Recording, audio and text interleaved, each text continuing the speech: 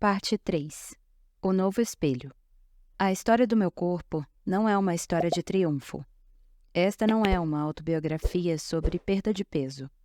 Minha história não é uma história de sucesso. Minha história é simplesmente uma história verdadeira. Eu gostaria de escrever um livro sobre estar em paz e amar a mim mesma, inteiramente, de qualquer tamanho. Em vez disso, eu escrevi esse livro, que foi a experiência mais difícil da minha vida. Algo bem mais desafiador do que eu jamais imaginara. Porém, logo percebi que não estava apenas escrevendo uma autobiografia do meu corpo. Eu estava me forçando a olhar o que meu corpo havia suportado, o peso que eu havia ganhado e o quão difícil tem sido conviver com esse peso, assim como perdê-lo. Tenho sido forçada a olhar para os meus segredos mais culposos. Eu me abri totalmente. Estou exposta. Isso não é confortável. Não é fácil. Roxane Gay, Fome. Aula de jazz. O texto que você leu na folha ao lado é a abertura de Fome, obra em que a escritora Roxane Gay relata sua relação com seu corpo. Quando reli ao pesquisar para esse livro, respirei fundo e pensei, farei o mesmo. Esse capítulo, a princípio, seria apenas sobre a minha relação com exercícios físicos, da qual realmente me orgulho e quero passar para frente. Lembro que, nos primeiros episódios, em que entrevistei ativistas corporais, recebi e-mails apontando que eu era uma hipócrita por tratar sobre esse assunto sendo uma mulher magra. Naquela mesma semana, recebi uma mensagem de um perfil fake me chamando de balofinha. Enquanto a sociedade decide em qual dos dois eu me encaixo, percebi que não contar sobre a minha relação com meu corpo seria uma fuga nesse livro, no qual tomei coragem de me abrir tanto. Nunca me senti tão exposta como ao escrever os parágrafos a seguir, e nunca me senti tão livre quanto ao terminar de escrevê-los. A primeira vez que alguém fez um comentário depreciativo sobre o meu corpo, ou ao menos a primeira vez em que prestei atenção nisso, eu tinha 8 anos, o ano era 1998, ostentando aqui minha facilidade em recordar idades, já que nasci em um ano redondo. Estávamos nos preparativos para a apresentação do final de ano da turma de jazz, ao som de Mambo No. 5, A Little Bit of Monica in My Life, A Little Bit of Erica by My Side. E o figurino era um conjuntinho de calça boca de sino e top com amarração logo abaixo do seio, um decote imenso, barriguinhas de fora. Para meninas de menos de 10 anos dançarem ao som de uma voz masculina, listando suas possíveis conquistas amorosas. Será que os anos 90 aconteceram mesmo? Foi a costureira que finalizava minha calça quem, ao me perder de vista, perguntou em voz alta, onde foi parar a gordinha? Lembro-me perfeitamente das gargalhadas na sala. Em meio a elas, um abafado, nossa, tadinha. Também me lembro que ela comentou sobre o corpo da minha melhor amiga naquela classe, dizendo que era lindo. Daquele momento até o último dia de aula, eu fiquei observando e me perguntando o que tinha de tão diferente entre o meu corpo e o da Camila, já que até então eu realmente não entendia. Em seu famoso ensaio para a Vogue chamado Self-Respect, Autorrespeito, a escritora Joan Didion conta que, ainda jovem, escreveu em um caderno que a inocência acaba quando perdemos a ilusão de que gostamos de nós mesmas. Mais do que associar magreza à beleza, as gargalhadas foram o início da minha compreensão de que ser magra está relacionado à admiração e sucesso, e ser gorda a deboche e fracasso. Conhecer pessoalmente a modelo e comunicadora Letícia Muniz foi uma daquelas surpresas gostosas. Ela tem verdade no olhar, um abraço gostoso e muito a nos ensinar sobre como tratar nossos corpos com o respeito que eles merecem. No episódio 12 do Bom Dia Óbvios, Corpo Presente, Corpo Resiliente, ela contou que aos 10 anos já odiava seu corpo, e aos 13 fazia dieta da sopa com o aval da mãe. É muito louco, a minha mãe não é uma pessoa ruim. Ela é alguém que teve a mente formada pela sociedade, uma vítima também. Na escola, todos comiam salgado no recreio, e eu queria também, mas ficava lembrando da sopa da minha mãe e que tinha que ir para casa comê-la. Aos 10 anos, você é uma criança, e hoje tem crianças ainda mais novas odiando seus corpos. Ela tem razão. Segundo os dados da Pretty Foundation, uma organização australiana sem fins lucrativos que visa criar resiliência corporal em meninas de 2 a 6 anos, 38% das meninas de 4 anos estão insatisfeitas com seus corpos, e 34% das meninas de 5 anos pretendem fazer dieta. Algumas memórias parecem ficar guardadas, intactas em um HD à parte na nossa mente, porque outro dia me lembrei de uma cena tão, mas tão clara que era como se eu pudesse cheirar a neblina da Gávea. Era a festa de aniversário de uma colega de sala e uma amiga começou a ser zoada pelos meninos por sua falta de seios. Veja bem, tínhamos 12 anos, no máximo. Durante muito tempo carreguei esses momentos sem os conectar às idades, como se eu pudesse digerir com 32 o que me aconteceu antes mesmo de poder votar. Mas, quando encontrei o tempo dos acontecimentos, fiquei um tanto pasma. Como assim eu tinha 10 anos quando passei a odiar minhas coxas? Infelizmente, não foi só a socialização do início dos anos 2000 que nos ensinou que havia algo de errado com nossos corpos. Um estudo feito pela organização britânica Girl Guiding em 2019 apontou que 1/4 das meninas entre 7 e 10 anos afirma que as mulheres são julgadas mais pela aparência do que por suas habilidades, sendo que 15% delas se sentem envergonhadas devido à forma de seus corpos. A Universidade Federal do Rio Grande do Sul, por sua vez, no mesmo ano trouxe uma perspectiva brasileira. 82% das crianças do país com idade entre 8 e 11 anos, em Porto Alegre, desejavam ter uma silhueta diferente. Essa vontade vem frequentemente associada à baixa autoestima e à sensação de que pais e amigos gostariam que a criança fosse mais magra. Todas nós passamos por um momento de virada de chave em que conseguimos entender o que é desejado e aplaudido pela sociedade. Meninas jovens não são fúteis por se preocuparem tão cedo com a aparência, são vítimas. Crescer em uma casa onde perder peso é aclamado com "Uau, como você emagreceu, está linda", registra em nossos cérebros ainda informação que receberemos mais carinho e atenção se formos mais magras. Mas isso não vale só para a magreza. Se na sua casa, como foi na minha, os primeiros comentários sobre qualquer mulher são sobre sua aparência, desde muito novas fica claro o jogo que estamos jogando. Esse capítulo é meu apelo para você ser a voz de carinho e acolhimento a qualquer menina jovem que esteja passando por esse período difícil de se entender mulher no mundo, além de um convite para você repensar quais foram as situações que a traumatizaram e identificar as idades que tinha na época.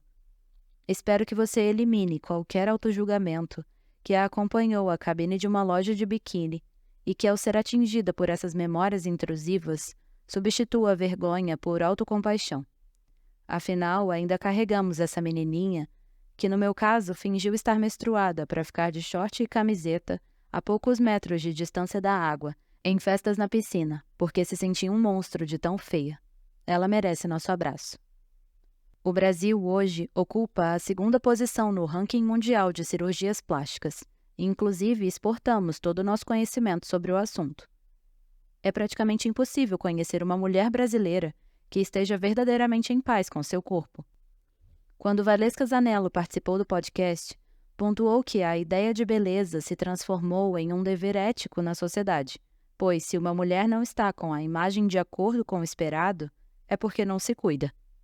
Só que o conceito de autocuidado virou uma espécie de fantasia para a pressão estética, e posso provar com uma experiência recente. Fui convidada para um espaço em São Paulo com muitas promessas sobre relaxamento, seu melhor eu e por aí vai. Sabe quando dizem muitas palavras de impacto soltas e você mal entende do que realmente se trata? Bem, quis acreditar que eu receberia uma deliciosa massagem e topei. 2 dias depois, recebo um e-mail descrevendo quais seriam minhas atividades naquelas horas relaxantes. Passaria por uma avaliação corporal e uma análise da minha pele. Peraí, vocês acham que me trariam paz horas em que eu ouviria que poderia perder alguns quilos de gordura e que minha pele precisa de mais colágeno? Não, obrigada. A obsessão por corpos com pouca gordura é tanta que hoje temos dificuldade de reconhecer quando alguém não está saudável, já que a magreza se tornou quase um fetiche. Enquanto corpos gordos são questionados sem descanso sobre sua saúde, parece que quanto mais magras ficamos, mais aclamadas seremos. Só que existe sim um limite saudável. Lorena Portela explorou esse sintoma da sociedade através da protagonista do seu romance Primeiro Eu Tive que Morrer, do qual já falamos. No auge de sua tristeza, a personagem começa a perder muito peso e passa a receber elogios por estar magra. De repente, usando o mesmo jeans e camiseta que sempre usou, passa a ser considerada elegante. A modelo Mariana Goldfarb, mesmo sendo uma das mulheres mais bonitas do Brasil, foi uma grande vítima dessa cultura. No episódio 103 do Bom Dia Óbvios, Liberdade que vem da minha autoestima, ela contou que, quando desenvolveu a anorexia, tornou-se sua pior inimiga, chegando a cair de tão fraca depois de uma aula de spinning. Quais você acha que eram os comentários sobre o corpo dela nesse mesmo período? Eu fui muito elogiada quando estava doente. Por isso que confunde tanto a cabeça das pessoas que passam por uma anorexia, porque isso é enaltecido como uma meta a ser alcançada, e a cabeça dá um nó, falou. Na época em que eu trabalhava com o audiovisual e convivia diariamente com modelos, com frequência ouvia de outras mulheres. Nossa, eu ia me sentir horrível do lado delas. Só que, ironicamente, esses anos com elas foram benéficos para minha relação com a autoestima. Eu percebi ali que mesmo as mulheres consideradas mais lindas, em muitos momentos se odiavam até mais do que eu, deixando claro que a questão não é a imagem do espelho, e sim como a cabeça lida com as pressões da sociedade. Outro raciocínio que me ajudou muito veio de uma dessas modelos. Ela me perguntou: quando você está em uma roda e surge um comentário sobre uma pessoa ser muito bonita, não tem sempre alguém para discordar? Eu percebi que nunca seria unânime. Então, ou eu estaria no grupo que me acha bonita, ou seria completamente infeliz. Apenas genial. Quando você pensa que o verão está chegando, quais pensamentos vêm à sua mente?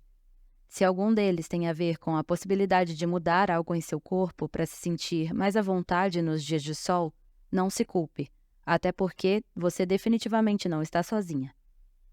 Uma pesquisa realizada pelo Instituto Illumio apontou que 62% das mulheres se sentem mais feias no verão. Parece que, conforme a temperatura e as preocupações estéticas aumentam, a autoconfiança feminina despenca.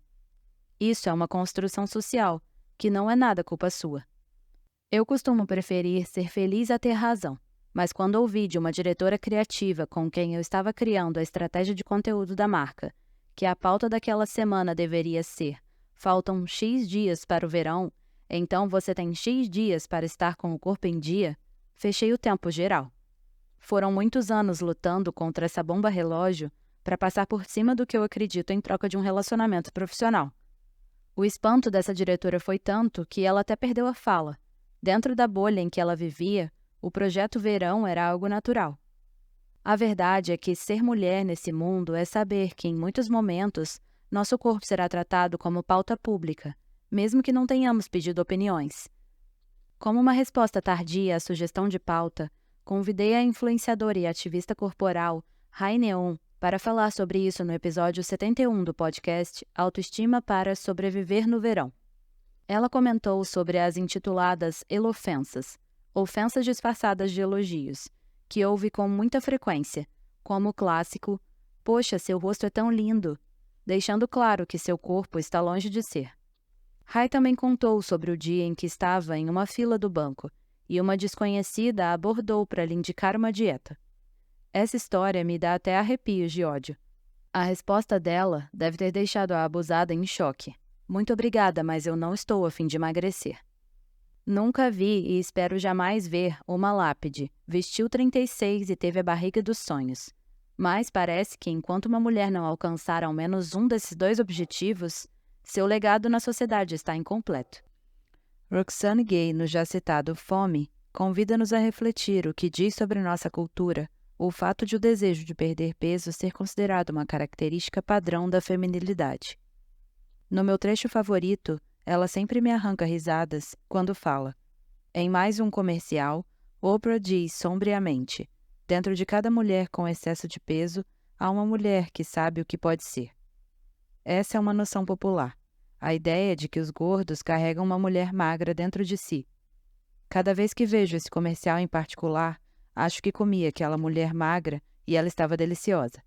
E então penso em como é foda promover essa ideia de que nossos eus mais verdadeiros são mulheres magras escondidas em nossos corpos gordos como impostoras, usurpadoras e ilegítimas. Nos finais de semana de 1999, Eu repetia o caminho nos corredores da Blockbuster até chegar ao DVD, moderno, né, do filme Ela é Demais, o puro suco do final dos anos 90. Enquanto eu apreciava meu bom alfajor da Turma da Mônica, o filme me deixava o lembrete de que o cara gato da escola jamais se apaixonaria por uma garota com óculos. Será? Então temos a icônica cena em que a protagonista desce as escadas ao som de Kiss Me. O grande galã fica apaixonado em questão de segundos. As meninas populares agora querem falar com ela. Ela até ganha uma rival feminina para provar seu valor. A mudança na aparência é mínima. Ela apenas tirou os óculos e soltou os cabelos. Mas a consequência para o nosso entendimento dos efeitos da aparência física como moeda social é eterna. Fazendo companhia ao meu DVD do coração, temos o show da gordofobia em episódios de Friends, já que o mesmo cara que tem horror a Mônica quando era gorda, se apaixona quando ela se torna magra. A fórmula perfeita para aprendermos quais tipos físicos são dignos de amor. Coincidência ou não, no mesmo ano em que, aos 12 anos, fiz minha primeira escova progressiva, estreava no cinema O Diário da Princesa, no qual a gata apenas fez uma escova em seus cabelos ondulados e conquistou o visual digno de realeza. Por fim, não chega a ser uma transformação, mas basicamente porque nem essa chance foi dada. Personagens negras passaram décadas condenadas ao papel de coadjuvantes, servindo apenas como suporte e ombro para a amiga branca. Então dificilmente sabíamos como elas se sentiam, ou víamos o mínimo desenvolvimento de seu arco narrativo. Evoluímos um tanto de lá para cá, mas deslizes como a escolha da protagonista da série, O Gambito da Rainha, deixam claro que o jogo não mudou tanto assim. No livro, ela é conhecida por ser a menina mais feia da história. Dizem que seu nariz é feio, a pele parece uma lixa e por aí vai. Mas a atriz que a interpreta é uma musa, o que mais uma vez reforça a ideia de que só seremos bem-sucedidas se tivermos o pacote completo. Se ela fosse só uma campeã mundial de xadrez, sem o rosto perfeitamente simétrico, nós a admiraríamos da mesma forma? O que também se repete ainda hoje é a ideia de um tempo único. Na ficção, frequentemente as filhas são interpretadas por mulheres com mais de 25 anos, enquanto o papel das mães é desempenhado por atrizes que não passam dos 35. Aqui o golpe é duplo. As adolescentes são atingidas com a ideia de que no auge da puberdade deveriam ter a aparência de quem já passou dela, enquanto aquelas com mais de 50 anos se culpam por não terem sido capazes de paralisar o efeito do tempo. Esse combo marcou toda uma geração de mulheres que hoje talvez não consigam responder se são capazes de passar 24 horas sem pensar em suas aparências e no que gostariam de mudar. Se isso parece um pouco nebuloso em sua cabeça, se, apesar de consumir e compartilhar conteúdos sobre neutralidade corporal e amor próprio, essa força magnética da pressão estética continua a atraí-la, me dê a mão porque estamos juntas. Por que as dietas não funcionam? Como sobrevivente do malfadado bug do milênio, no Natal de 2000 eu tinha 10 anos e brincava em São Paulo com a minha casa da Barbie, enquanto o CD Oops, I Did It Again tocava nas alturas. Esse combo nada mais era que a minha procrastinação para fechar as caixas da mudança para o Rio de Janeiro. Listar os sentimentos que eu buscava evitar enquanto fazia isso daria outro livro. O que eu não sabia, enquanto enrolava arrumando aquela residência em miniatura, é que seriam necessários 4 meses para embalar tudo o que remetia à minha infância e me livrar daquilo para parecer uma adolescente o quanto antes. Chegar a uma cidade nova na virada da pré-adolescência é desafiador por si só, mas ter que encarar que na cidade, às vezes maravilhosa, as minhas colegas de classe pareciam ter 5 anos mais do que eu, foi uma tortura. O ano letivo começou em fevereiro, mas só em junho eu soube que os meninos da 5ª série tinham se masturbado em conjunto em uma aula de ciências. Veja só, 6 meses antes eu dançava em bailinhos em São Paulo. Absolutamente todas as minhas amigas sabiam mais sobre sexualidade do que eu. Não por falta de acesso, mas porque com 10 anos eu realmente estava mais interessada em criar narrativas para minha Barbie do que em descobrir como dar prazer a um homem. Até porque, até ali, sexo era apenas isso mesmo. Esse abismo não me impediu de fazer amigas, e certa tarde convidei uma delas para ir à minha casa. Bateu 4 da tarde, aquela fome monstruosa, e não pensei em outra coisa. Bora comer uns nuggets? Se você lanchar nuggets, nunca vai emagrecer, você sabe, né? foi a resposta dela. Não sei se reagi como ela esperava, já que me pareceu insano ela sugerir que eu fizesse dieta com aquela idade. Apenas gargalhei e rebati incrédula. Você tá brincando, né? Ela não estava, e a partir de então, nem eu. Escrevi em uma folha A4 que prendi na geladeira. A partir de hoje, só como peixe e salada. Se você se assustou com quão jovem eu era na fatídica aula de jazz com decotão e barriguinha de fora, e no dia em que Nugget virou o meu maior objeto de ódio e desejo, saiba que estou dentro das estatísticas. Mais de 90% dos casos de transtorno alimentar começam com uma dieta, a maioria em torno dos 12 anos. Um levantamento feito em 2014 pela Secretaria de Estado de Saúde de São Paulo aponta que 46% das meninas entre 10 e 24 anos acreditam que pessoas magras são mais felizes. Quanto mais cedo vemos a comida sendo relacionada à dieta como vilã, no eterno pode ou não pode, mais é difícil nos lembrarmos de quando a relação foi tão simples quanto estou com fome saciada e acabou. A nutricionista Fernanda Imamura diz que, se você não consegue se lembrar da última vez que olhou para um prato de comida, sem pensar na quantidade de carboidratos e proteínas, definitivamente já está fazendo dieta há tempo demais. Ela conversou comigo sobre esse tema no episódio 37 do Bom Dia Óbvios. Não se destrói o patriarcado com fome. Fernanda afirma que a sociedade do patriarcado busca formas de tirar a mulher dos locais importantes, e a indústria das dietas restritivas é uma delas. Eu atendo muitas pacientes que contam que estão em reuniões importantes de trabalho e começam a ficar com tontura porque não comeram direito. Não conseguem prestar atenção porque estão com fome, e realmente isso tira o foco. Acho que tem relação de colocar a mulher em um espaço de exclusão. Dieta, no significado original da palavra, vem do grego diete, que significa modo de vida. Mas, com o passar do tempo, o que deveria ser um estilo de vida virou sinônimo de restrição, e para muitas também de frustração. Primeiro, porque, não raras vezes, o desejo de mudar algo no corpo é o início de uma longa batalha contra ele, e de quedas nas armadilhas pesadas da cultura da dieta. Segundo, porque, apesar de promover resultados a curto prazo, está comprovado que 95% das pessoas voltam ao peso anterior ou superior em um período de até 5 anos. Para piorar, mesmo entre os que não recuperam o peso, muitos desenvolvem transtorno alimentar. O terrorismo nutricional e a obsessão por magreza escondem que o equilíbrio do corpo vai muito além de calorias ou índice de massa corporal, IMC. É sobre fazer as pazes com a comida, com o corpo e não permitir que a vida gire em torno do que vamos comer. A frustração por não conseguir ter consistência em uma vontade que mora em nossa mente sem pagar aluguel é sempre dolorosa. Mexe com a nossa autoestima, faz-nos questionar nossa capacidade e coloca na balança nossa força de vontade. E quando o papo é ser saudável, dói ainda mais o discurso simplista de ué, é só fechar a boca e fazer exercício todos os dias. O famigerado foco, força e fé. Ou o deleite familiar. Mas sua prima conseguiu emagrecer tão rápido? Em meio a dias de luta, dias de glória, cheguei ao livro Os 7 Pilares da Saúde Alimentar, da nutricionista referência em pesquisa de neurociência alimentar, Sophie Deran. Também autora de O Peso das Dietas. Lendo e estudando sobre seu trabalho, meu percurso deu uma virada daquelas. Compreendi que o comportamento alimentar é mais relevante do que o alimento em si quando falamos sobre vida saudável, e quis que o mundo inteiro ouvisse o que essa rainha tem a falar. Ela participou do episódio 107 do Bom Dia Óbvios, Porque as dietas não funcionam. Quem você acha que tem a saúde em equilíbrio?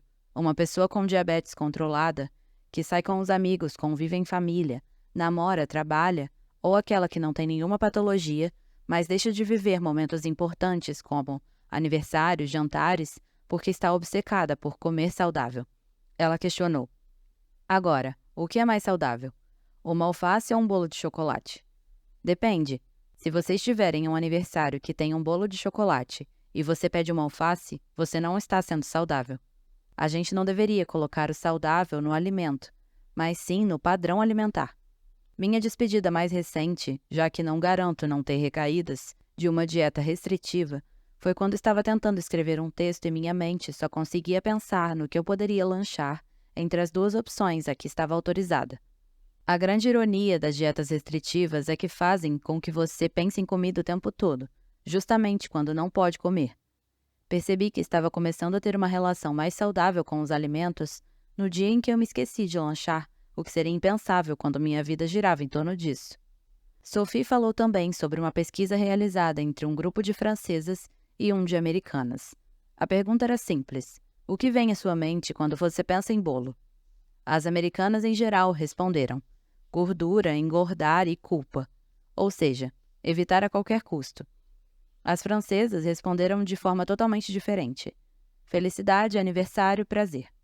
Qual desses dois grupos você acha que tem chance de comer bolo até passar mal? Quanto mais você ataca seu corpo impondo restrições e querendo mudá-lo, mais ele vai se defender, com risco de desequilibrar a saúde e o peso. Cortei todos os carboidratos durante 20 dias e no 21º comi carboidratos até passar mal. Essa fala poderia ser sua? Provavelmente sim. Sua, minha, nossa. Muitas já estivemos nessa situação, e pode levar um tempo até entender a máxima da reeducação alimentar. Toda restrição leva à compulsão. Quanto mais proibimos nosso corpo de consumir algum produto alimentar, mais nosso cérebro manda a mensagem de que precisamos dele. Talvez você esteja familiarizada com a dieta da despedida, ou até tenha praticado ontem. Consiste na abertura da janela de oportunidade para comer em quantidades desproporcionais, às vezes até passar mal, já que amanhã a dieta volta. O ciclo vicioso de restrição, compulsão, culpa é comum e extremamente perigoso. O que aprendi com Sophie e passo para frente sempre que posso é que não existe um alimento que sozinho seja saudável ou não. O que define a saudabilidade é seu comportamento perante ele. Eu voltei, sim, a comer nuggets pouco depois da minha manifestação na folha A4 na porta da geladeira. Só que esperava não ter ninguém em casa ou comia escondida de madrugada. Não podemos permitir que nossa vida gire em torno de alimentos, até porque comer faz parte dos melhores momentos e prazeres da vida.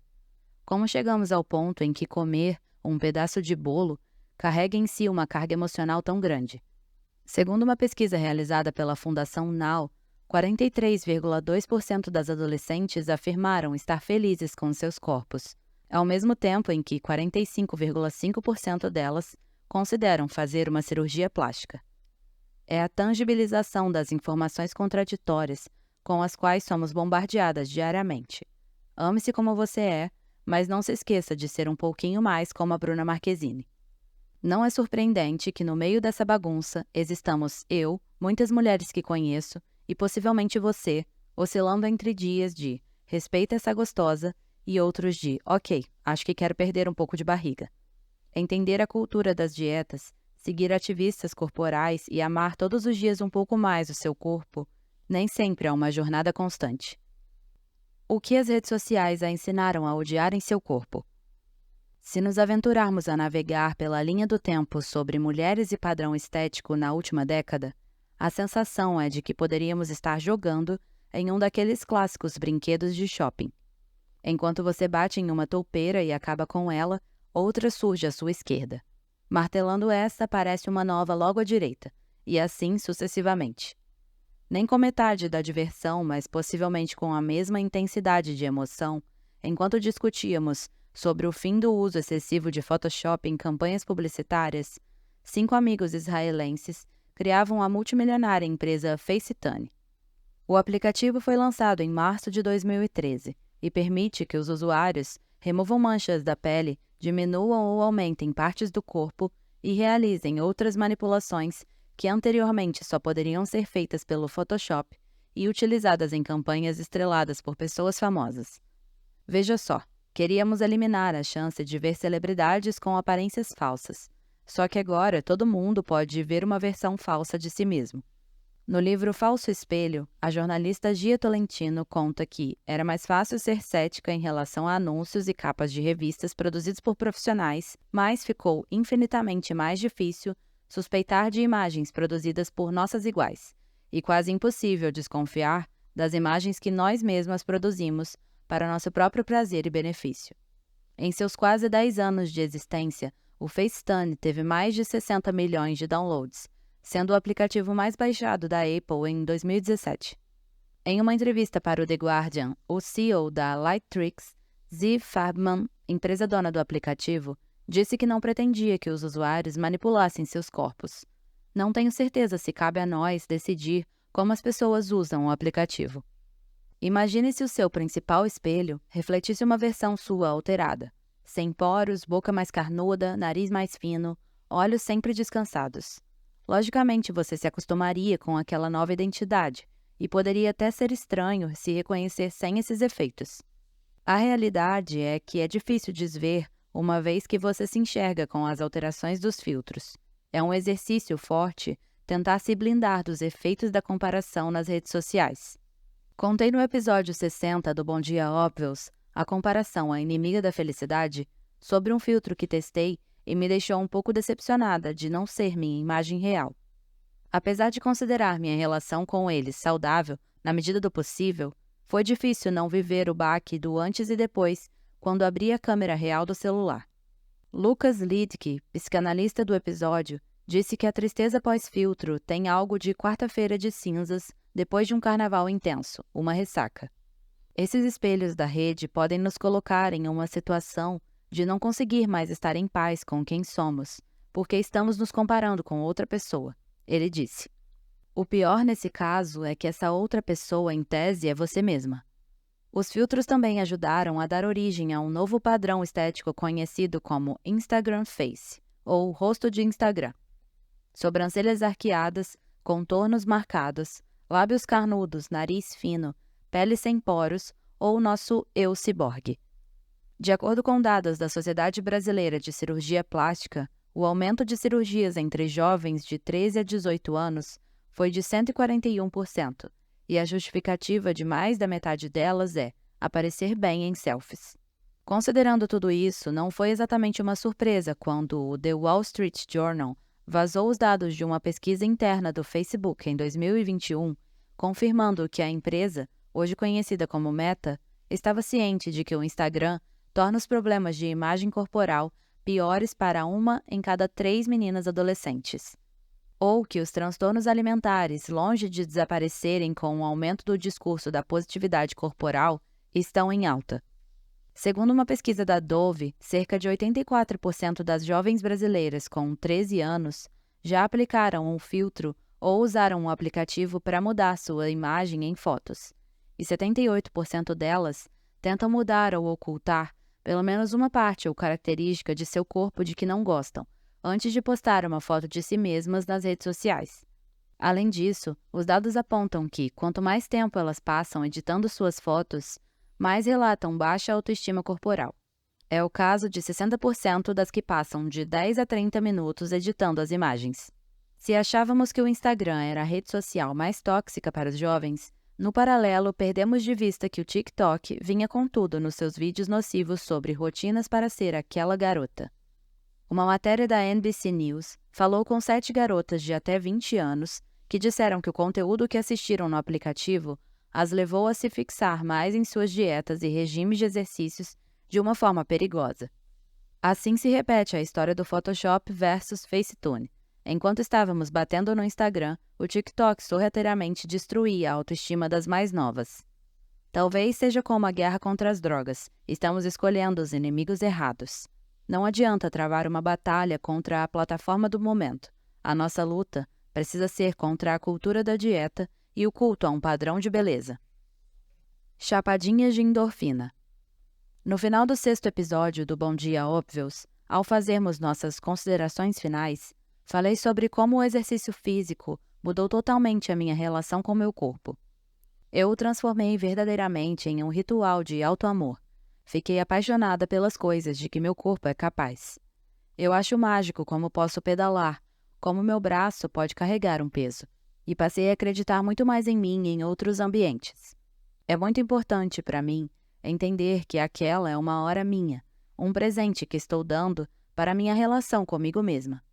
Acho, inclusive, que foi a minha solução de autoestima, o que é muito engraçado porque não passa pela estética, é totalmente pelo que estou fazendo por mim.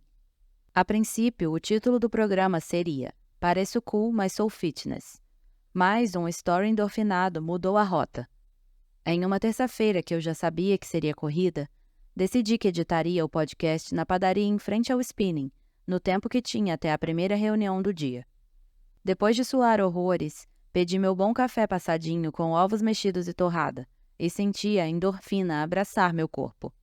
A sensação era tão boa que postei nos meus stories, hoje editando o podcast totalmente chapadinha de endorfina. Era para ser só uma legenda perspicaz, mas vi ali um novo título para um episódio que mudaria a relação de muitas mulheres com o exercício físico, segundo o relato delas mesmas. Chapadinhas de Endorfina é hoje uma plataforma própria de conteúdo e uma comunidade da Óbvios. É a realização de uma missão de vida. Nunca entendi por que algo que nos fazia tão bem estava carregado de mensagens de punição e imagens que mostravam a vida ativa como um meio para chegar a um certo tipo de corpo. O boom das chamadas musas fitness, com rotinas totalmente fora da realidade, o tal do no pain no gain, o pesadelo do tá pago, tudo que envolvia tratar a atividade física como castigo, quando deveria ser uma celebração do nosso corpo, sempre me incomodou muito. Eu queria que mais mulheres sentissem que a vida é muito melhor em movimento. Ficar chapadinha de endorfina é gostoso demais. A primeira provocação que tive em relação a exercícios físicos e gênero foi quando assisti a jornalista Nath Leão falando em um evento. Na ocasião, ela contou que, segundo o IBGE, 68% das brasileiras nunca praticaram esportes na vida e que a prática de exercícios físicos por mulheres é 40% inferior à dos homens. Acabei a convidando para o episódio 6 do podcast, no qual ela falou sobre a questão da separação por gênero começar a acontecer cedo na sociedade. O menino vai para o parque vestido para se divertir, para testar e expandir os seus limites com o esporte. A menina, se quiser, até pode fazer isso, mas vai vestida bonitinha. Ela disse, ressaltando que, ao chegar à adolescência, a garota já passa para a relação de obrigação de estar bonitinha no esporte. Porque aí a menina tem que fazer atividades físicas para cuidar do corpo, não passa pelo momento do prazer. A gente não é ensinada a se divertir com o esporte como os meninos são. Só que quando chega a adolescência, a gente já tem uma série de questões de autoimagem, de ter que estar bonitinha, de ter que estar bem vestida. Eu acho que aí o esporte começa a ser mais uma cobrança. Tive sorte de nascer em uma família que nunca teve essa visão. Meu irmão e eu realizávamos exatamente as mesmas atividades. E não é à toa que ele se formou em dança contemporânea e eu passei por humilhações tragicômicas em aulas de futsal. Todo mundo, mesmo, tem um esporte para chamar de seu. Minha avó Odete com seu pilates, minha prima Fabi com a corrida, meu irmão que hoje é acrobata e por aí vai. Até ir morar no Rio, eu já tinha praticado todos os esportes que você possa imaginar, e foi justamente o que a Nath citou no episódio. Com a folha A4 na geladeira, minha percepção de prazer com a atividade física desapareceu. Para emagrecer, eu tinha que ir à musculação, correr na esteira. Enquanto em São Paulo eu tinha um grupo de amigas empolgadas com handball, com a mudança de cidade começou a minha lacuna com atividades físicas, que durou até os 19 anos. Não posso exatamente odiar o nascimento das musas fitness, porque de uma maneira meio torta, elas me ajudaram a ressignificar a presença na academia. Pelo menos entendi que era um ambiente para mulheres. Acho que algumas até concordariam comigo aqui. Então digo sem medo que, com o tempo, as coisas saíram do controle. A meta já não era ser saudável, mas ter a barriga que geraria mais comentários. Grande parte da provocação dos chapadinhas é questionar o estereótipo da vida ativa em que se mover é punição por ter comido demais, sempre em busca de corrigir algo em nosso corpo. Todo esse ideal foi construído ao longo dos anos pela publicidade, mas essas influenciadoras deram uma boa força. Após analisar perfis com foco em dieta e condicionamento físico populares no Reino Unido, uma pesquisa da Universidade de Glasgow concluiu que 8 em cada 9 deles dão maus conselhos a seus seguidores. Os critérios de avaliação eram se informações passadas por cada um eram transparentes, confiáveis, nutricionalmente sólidas e se eles possuíam referências baseadas em evidências. Fake news low carb, poderíamos dizer. A consequência disso não tem nada de low. Entramos em um efeito paradoxal no qual, apesar de vivermos a ilusão de que temos muitas escolhas, a corrida pela relevância e um algoritmo que aparenta ter uma agenda própria nos deixam com poucas opções viáveis em que acreditar. Entre treinos muito além dos limites do corpo, jejuns intermináveis e projetos para mudar seu corpo em uma semana, o que tenho certeza é que a ideia do que é uma vida saudável precisa mudar urgentemente. Por mais que minha jornada de corpo e autoestima continue sendo um desafio, o meu lugar mais seguro é movendo meu corpo. Enquanto algumas sentem que precisam se esconder, eu mal consigo enxergar quem está ao redor. Muitas amigas que preferem sentir a pressão cair de tanto calor a tirar a blusa em uma aula impressionam-se por eu ser sempre a primeira a ficar só de top e legging em algumas aulas. Isso independentemente de qual peso eu esteja. Permitindo-me ser repetitiva, após 3 anos, mover meu corpo continua sendo meu presente para minha relação comigo mesma. E não vou deixar que qualquer olhar externo tire isso de mim. Falamos a respeito disso no episódio 71, que já apareceu aqui, sobre autoestima no verão. Nele, a influenciadora Rai Neon relatou a experiência de fazer yoga na frente do espelho, pelada, para ver como seu corpo se movimentava, e como isso a ajudou a olhar para o próprio corpo sem julgamentos. Às vezes eu penso, a minha barriga ficou muito grande. E daí? Olha que movimento lindo que meu corpo é capaz de fazer. E postar uma foto de biquíni, mostrar que você se ama e se aceita quando você é gorda, é um ato político. É revolucionário quando conseguimos nos libertar dessas amarras que a sociedade coloca em nós. A loucura é tanta que ficamos impregnadas com a ideia de que apenas um tipo de corpo pertence a um espaço que serve justamente para cuidar da saúde. Vamos falar sobre procrastinação mais para frente, mas trago um aperitivo, porque o paralelo é perfeito. Assim como preferíamos ver vídeos de gatinhos em vez de encarar uma entrega no trabalho que mexe com a nossa autoestima, é totalmente compreensível que você prefira vestir a camisa do "sou preguiçosa, não gosto de malhar, me deixe em paz", em vez de ir a um ambiente que grita o tempo todo "você não pertence aqui". A questão é que dificilmente esses lugares têm a nossa cara, mas nunca terão enquanto a gente não os ocupar. Se você concluir que não tem ninguém na academia com um corpo parecido com o seu, lembre-se, a qualquer hora pode entrar alguém que se parece com você, e você será o acolhimento dela. Muita gente faz piada com a ideia de ir para a academia cuidar da saúde mental, e eu entendo, dou risada junto. Mas, se me permitem pausar o humor por um instante, Alice Cristina de Campos, professora doutora do Departamento de Farmacologia da Faculdade de Medicina de Ribeirão Preto, durante o episódio 6 do Bom Dia Óbvios, disse algo que talvez a faça ser o próprio meme do "e tá tudo bem". Segundo ela, durante a prática de exercício físico, nosso organismo produz substâncias que ajudam no funcionamento do nosso cérebro, como a endorfina. Essas substâncias agem como se fossem analgésicos, ao reduzir nossa percepção da dor. Além delas, durante o exercício físico também são liberados neurotransmissores, substâncias químicas que auxiliam na comunicação entre os neurônios no sistema nervoso central, ou seja, no cérebro. Entre esses neurotransmissores, 2 principais que são liberados durante a prática de exercícios físicos regulares são a dopamina, neurotransmissor também liberado durante o sexo, e a serotonina, neurotransmissor que também está relacionado com o bem-estar e com a felicidade. Não à toa, esses 2 neurotransmissores, dopamina e serotonina, são encontrados diminuídos em pacientes com depressão, explicou ela. Terminada a aula de ciências, vamos de humanas com a influenciadora Jojoca, uma das líderes do Feliz Contramovimento dos Estereótipos da Vida Fitness e grande parceira do Chapadinhas. Ela participou do episódio 112 do podcast Saudável Online, Doente Offline, quando falou sobre a depressão que tratou por muitos anos e lembrou-se de uma crise que teve no processo. Eu já tomava remédio, estava deitada fazia 2 dias e me deu um pulso de energia. Fui ao parque com a pior sensação do mundo, mas dei uma volta. Lembro-me dessa saída até hoje. Se der essa volta, vou sentir uma satisfação por ter saído de casa, ter driblado o medo, ela recordou. Cada coisinha que fazemos para o exercício físico não é para emagrecer. O exercício não precisa ser a hora bosta do seu dia. Quando ele não é, você cria uma opção que lhe traz felicidade de alguma forma e não está nas coisas que você faz sempre. É muito libertador saber que sozinha você consegue sentir essa sensação.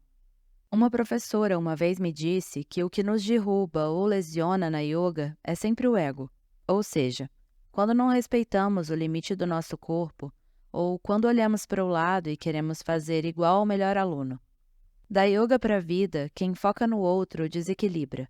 É deixar de focar em si, e deixar de focar em si é também uma bela autossabotagem. A autossabotagem tem muitas facetas, mas nas atividades físicas, as principais são a pressa por resultados e a comparação. Em agosto de 2020, conversei com a jornalista Luanda Vieira sobre o assunto no episódio 54. Estou vivendo ou apenas me autossabotando? É um dos episódios mais escutados até hoje, e também um dos meus favoritos. Eu tinha acabado de mudar de casa e não tinha estruturado os equipamentos de som. Então nos arriscamos a gravar no jardim mesmo. Resultado: passarinhos ao fundo e um papo impossível de não se identificar. Luanda contou que sempre quis fazer yoga, mas, como toda a sua bolha fazia, tinha vergonha de começar e ser julgada. Coloquei na minha cabeça que estava com preguiça quando, no fundo, eu sabia que era vergonha de ser julgada. A gente sabe exatamente o que nos paralisa.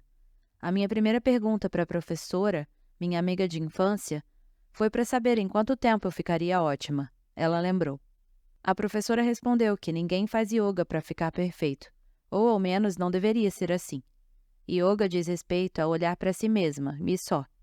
Em uma sociedade que cobra autoaperfeiçoamento até a exaustão, fica difícil lembrar que todo mundo começou de algum lugar. Mas permita-se ser iniciante. Hoje, quando vejo que não sei fazer uma pose mais evoluída na yoga, gosto de parar e observar quem já sabe, não me comparando, mas aprendendo e mentalizando. Um dia, no meu tempo, quem sabe eu não faça igual. E vamos de balasana, postura da criança, ou de repouso, caso você ainda não seja praticante. Conhecendo minha defesa dos chapadinhas de endorfina, imagine minha alegria quando vi duas das minhas melhores amigas se apaixonarem pela bicicleta em meio à pandemia. Justo as que eram mais relutantes com a vida chapadinha, com mais de 30 anos, enfim encontraram uma atividade para amar. Em outubro de 2021, convidei ambas, Juliana Pereira e Olivia Amsler, para dividirem suas histórias de amor pela bicicleta. E elas participaram do episódio 115 que se chamava, Encontrando uma Atividade para Amar. Durante a conversa, Olivia explicou como foi esse processo para ela, ou como ela entende esse processo a partir da própria experiência. Tem a ver com tudo o que você descobre que você tem e as ferramentas que desenvolve para se sentir mais forte emocionalmente, fisicamente. Você vai ficando mais seguro e isso vai te tornando uma pessoa mais confiante, o que te ajuda em todos os outros setores da sua vida. No final, a bicicleta foi só o início. Ou seja, o esporte não necessariamente para quando enfim tomamos uma ducha. Muitas vezes ressignificamos nossa relação com o trabalho, conhecemos pessoas que mudam nossas vidas e percebemos que dali saiu bem mais que suor. Permitir-se ter momentos em que a sua saúde é a prioridade número 1 e ousar não ser produtiva profissionalmente por algumas horas, é gritar de volta para uma sociedade que nos faz acreditar que somos apenas o nosso trabalho. Agora eu escolho cuidar de mim. A Juliana é um daqueles casos com os quais muitos se identificam. A vida toda tentou vários esportes obrigada pelos pais e se sentia problemática por odiar todos eles. Fazia academia por 2 meses, puramente por questões estéticas. Mas a falta de prazer com aquilo a deixava assistindo a mensalidade bater na fatura diretamente do sofá. Até que ela pedalou pela primeira vez e me mandou uma mensagem dizendo: "Agora eu entendi, isso é endorfina." Quando a gente fala do esporte como uma meditação ativa, é porque hoje, qualquer tempo em que você se atreva a não ser produtiva no trabalho, não consumir redes sociais e se distanciar de algumas telas, é uma chance para realmente estar atenta ao momento presente. Como já comecei, durante muito tempo me senti frustrada por não conseguir meditar da maneira mais tradicional. Silenciar minha mente sentada em uma posição que massacrava minha lombar era tudo, menos zen. A eutonista Andréa Perdigão, já citada aqui, abriu minha cabeça para as muitas outras possibilidades de exercitar a presença. Ela explicou no episódio 41 que o mindfulness é uma prática de meditação, apesar de ter ficado mais popular recentemente, tão milenar quanto o budismo. É essa atitude de estar presente a cada momento, intencionalmente, em tudo que você faz, sem julgamento, e se une com a eutonia pela questão do corpo. Um dos pilares para te ancorar no estado de presença é o corpo. É aprender, perceber e sentir, disse ela. E talvez este seja um bom momento para explicar, depois dessa segunda ou terceira menção, que eutonia é uma abordagem que reeduca os hábitos corporais. Quando você realmente encontra uma atividade para amar, a última coisa que vai chamar é de sacrifício. Socorro, então eu vim com defeito de fábrica, Marcela. Calma, peço um voto de confiança aqui. Nem sempre é um caminho fácil encontrar um exercício para chamar de seu. Ainda mais com todas as barreiras que existem para as mulheres no esporte. Mas o corpo, e mais importante, a mente, agradecem se você insistir na busca implacável por esse ritual de auto-amor. Tempos atrás, enquanto eu escrevia um roteiro para o Bom Dia Óbvios, fui completamente ofendida pelo Google Docs quando ele completou minha frase, a fórmula perfeita para, com o termo emagrecer. Até tu, Google. Chegando à academia, há um mural com os desejos das alunas escritos. Completem a frase, meninas. Estou aqui para... E 90% dos papéis que as frequentadoras grudaram ali falavam sobre ficar magra. Deixo registrado nesse livro, para quem sabe eu ler daqui a alguns anos, que tenho o sonho de fundar uma academia com as aulas que eu amo, mas sem a perpetuação de discursos tóxicos. O treino, no caso, é um que leva meu coração a 192 batimentos por minuto, e em alguns dias dá até vontade de desmaiar. Mas é o que eu amo mesmo, sabe? Encontrar uma atividade que você ama pode parecer uma comédia romântica meio torta, ou um filme de terror de mau gosto.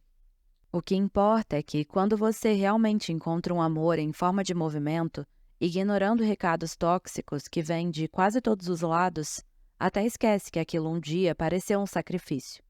Eu demorei a entender que esportes em equipe não são para mim. Já me cobro demais para precisar de um time inteiro dependendo da minha capacidade física. Em vez de reduzir minha ansiedade, como se espera que um esporte faça, isso só me gera mais angústia. Infelizmente, demorei a descobrir isso. Enquanto ainda tentava me encontrar em um esporte de equipe, houve um jogo específico quando eu praticava vôlei no clube do Flamengo que nunca esqueci.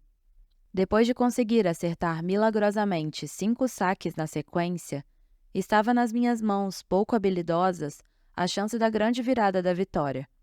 Essa menina, que lembro ser a mais popular dali, me olhou com seus olhos azuis e trancinha nos cabelos loiros e lisos, motivo suficiente para eu enxergá-la como superior no início dos anos 2000, e gritou: "Não vai errar essa, Marcela." Eu acertei o saque e fomos campeões mundiais. Mentira, eu errei e nunca mais voltei de tanta vergonha. Especialmente depois daquela ocasião, percebi que gosto de depender apenas de mim e de desafiar apenas a mim. Por isso amo a corrida, a yoga, a natação e o Muay Thai. Amo aulas coletivas, mas nas quais cada um cuida da sua vida, assim como amo estar em relacionamentos em que cada um tem sua individualidade. Pode ter a ver? Dificilmente. O que eu sei é que tratar exercício físico como minha descarga de estresse e espalhar a palavra dos chapadinhas de endorfina é uma das minhas grandes alegrias. Sou tão devota do movimento que amo quando vejo qualquer pessoa começando uma atividade nova.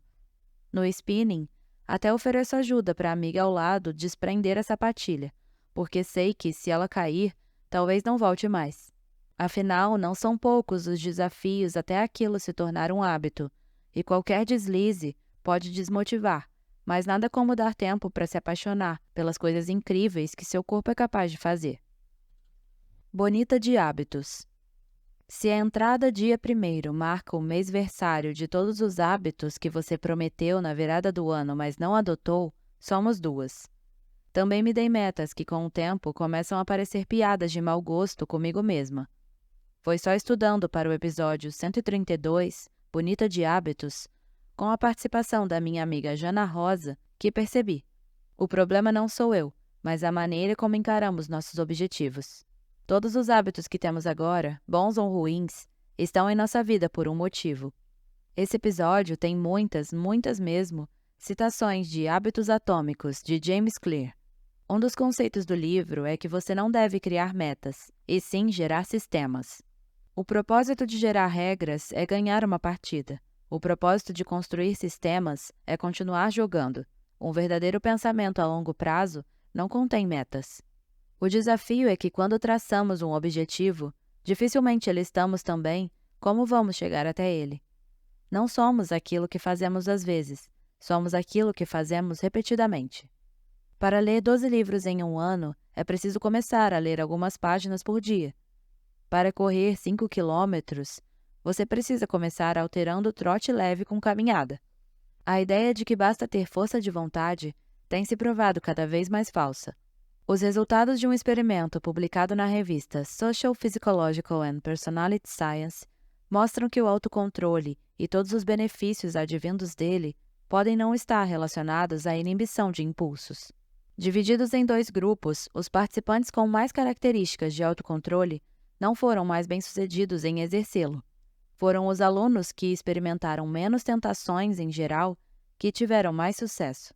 Para completar, as pessoas que exercitavam mais autocontrole também relataram sensação de esgotamento, já que não apenas não estavam atingindo seus objetivos, como também estavam exaustas de tentar. Será que sua amiga que bebe pouco álcool tem mais força de vontade do que você que sofre uma ressaca de 4 dias? Na verdade, ela não se coloca em situações nas quais o autocontrole dela é posto à prova. Sua prima que pula da cama para fazer crossfit não tem mais força de vontade que você. Ela provavelmente se diverte quando está lá. Se você está correndo porque precisa estar com um corpo em dia, mas acha que correr é uma tortura, provavelmente vai usar todas as justificativas possíveis para não sair de casa.